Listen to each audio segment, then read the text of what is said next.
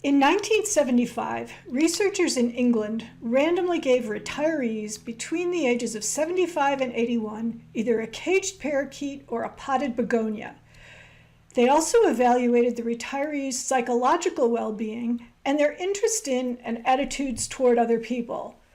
Over a 3-year period, those who received the birds reported favorable changes overall.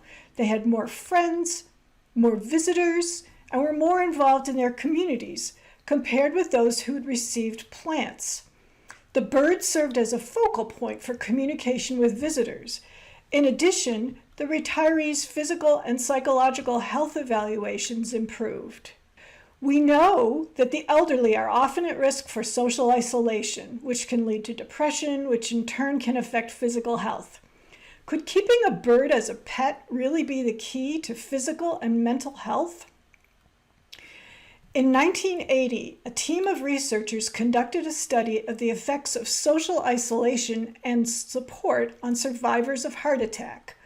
The researchers interviewed patients using questions that assessed socioeconomic status, social networks, geographic mobility, and living situation, along with psychological mood status. One question asked about pet ownership. A year later, the researchers followed up on the patients. They located all but 2. Of the 92 remaining patients, 28 women and 64 men, 14 had died during the year, leaving 78 survivors. 53 of these survivors owned pets. 28% of those who had pets survived for at least a year, compared to only 6% of non-pet owners. These first studies to examine the relationships between pets and human health sparked a lot of interest. In 1987, the National Institutes of Health held a workshop to assess the state of existing knowledge about the health benefits of pets. Experts from various disciplines reviewed the research on the roles of pets in 5 topical areas, including cardiovascular health, child development, the health and functioning of the elderly, therapeutic effects, and safety and risks in relationships between people and pets.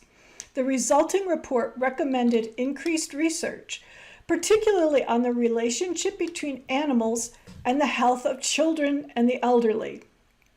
It also recommended that the relationship between pets and cardiovascular disease be aggressively studied.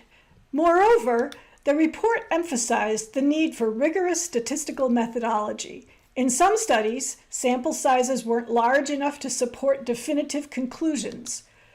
To increase the availability of reliable data, the report recommended that the U.S. Census, as well as national health surveys and epidemiological studies, include questions about the number and type of animals in people's homes.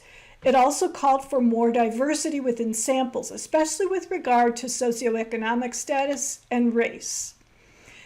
This report effectively legitimized the research on pets and human health. Since 2010, 9 studies per year on average have been published. The literature comes from various disciplines, but mostly from medicine, public health, and psychology. In this lesson and the next, I'll discuss the research on the benefits of ordinary pet keeping for physical and psychological health and well-being. There's a separate body of research on what are called animal-assisted interventions, or the goal-directed use of animals as a specific part of a therapeutic treatment. This might include pet visitation in hospitals and nursing homes. But because it seems that we're always hearing that pets are good for people, I'm going to limit our discussion to what I'll call ordinary, quote-unquote, pet keeping. Because of the importance of reducing cardiovascular disease, a large number of studies have focused on the role of pets in prevention. And because stress, in the form of increased blood pressure or heart rate, can increase the risk for heart disease, reducing it has implications for cardiovascular health. Some research has found an association between pet ownership and lower risk factors for cardiovascular disease. Pet owners have been found to have lower blood pressure, lower rates of smoking, and body mass index scores.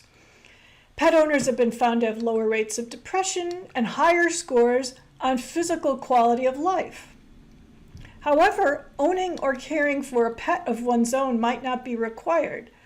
Studies have found that simply watching fish in an aquarium decreases diastolic blood pressure. You might be wondering whether it's that pets make people healthy or that people who have pets are healthier to begin with. To test this, one study used participants who didn't have pets but were willing to acquire them. Participants all worked as stockbrokers and described their jobs as highly stressful. They all lived alone. Moreover, they all had diagnosed stage 2 hypertension and would soon begin treatment with medication to reduce it. The researchers randomly assigned their participants into those who would adopt pets and those who would not. Although the medication lowered the blood pressure of all participants, those in the pet group had lower blood pressure increases under stress compared to those without pets. Some of the most promising research on the benefits of pets for human health come from studies of dog ownership and physical activity. Overall, the research indicates that the exercise provided by dog walking provides cardiovascular and other health benefits. In addition, dog walking offers opportunities to build social support through connections with other dog walkers. And the combination of pet ownership and social support appears to mediate depression and stress. On top of that, because canine obesity represents a growing veterinary health concern, more physical activity can benefit both sides of the human-canine relationship. Most of the studies of the effects of pets on human health have involved dog ownership, but what about cats? Granted, if you're doing a study of physical activity, you're not going to get too many cats to go for walks. But what about ordinary cat ownership? Some research has done comparisons. Remember that study of the heart attack survivors? When it was replicated with a larger sample of patients, dog ownership, but not cat ownership, predicted 1-year survival after discharge. Another study also found that cat ownership predicted increased risk of death or readmission to the hospital.